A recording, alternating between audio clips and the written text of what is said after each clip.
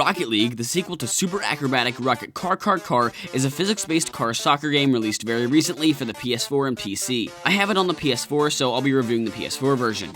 Now, there's been a lot of hype surrounding this game, and I'm gonna level with you, I'm just not getting it. Yes, the cars feel good to control, the boosting is awesome, and scoring a goal gives me that rush I've only ever felt from killing a man on July 19th, 2006, but nothing of value is built off of this great foundation. See, your objective is just to hit the ball in the goal, and it's pretty simple, but if you don't aim it right at the goal on your first hit, you're gonna have to chase it around the whole arena before you're even slightly in control again. The physics are way too floaty for you to feel like your efforts are even worth a dime. Now you may be wondering, why are there two goals if it's a single player experience?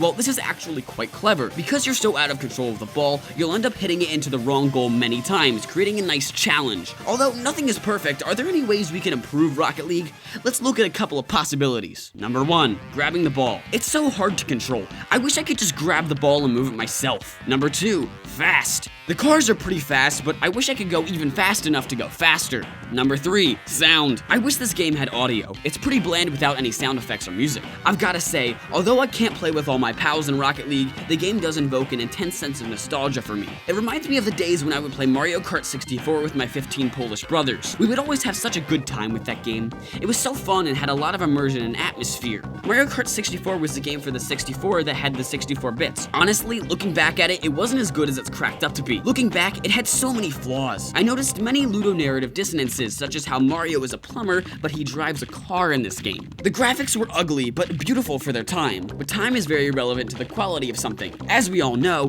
Ocarina of Time is the Citizen Kane of video games, which is a very fitting comparison if you think about it. We consider Citizen Kane as one of the best movies of all time, just as we consider Ocarina as one of the best games of all time, but they're both intensely dated at this point. So we can probably infer that the timelessness of something isn't what matters, but its impact on the era it was born into. Did you know? Load Save has a lot of nostalgia for Mario Kart 64, but he doesn't have a lot of nostalgia for Glover. He played Glover probably as much as he played Mario Kart 64, but he doesn't have a lot of intense nostalgia for it. So if Load Save is being nostalgia blinded, can he see the light through the blindfold anyway?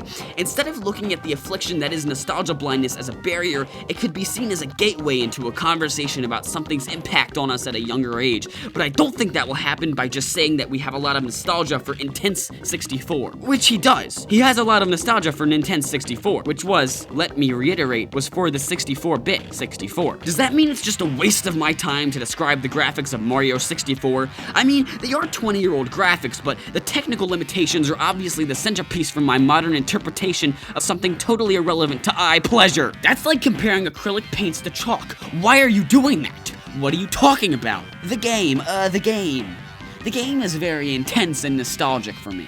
I'm basically making fun of people that don't exist. Let's be honest here. They don't exist. I'm making fun of just non-existent people. It's funny to make fun of them. They're not real. Now, with that out of the way, let's move on to visuals.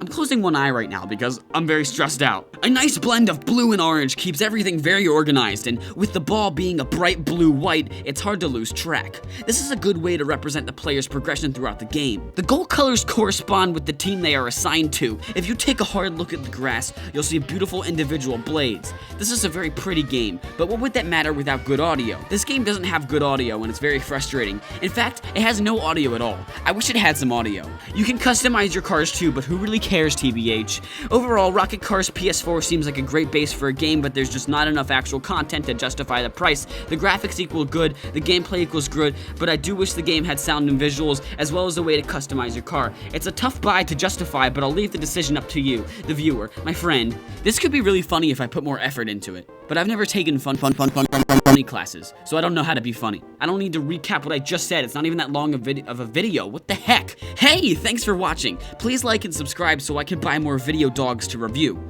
Majora's Mask is a hilarious topic to make fun of, don't you think?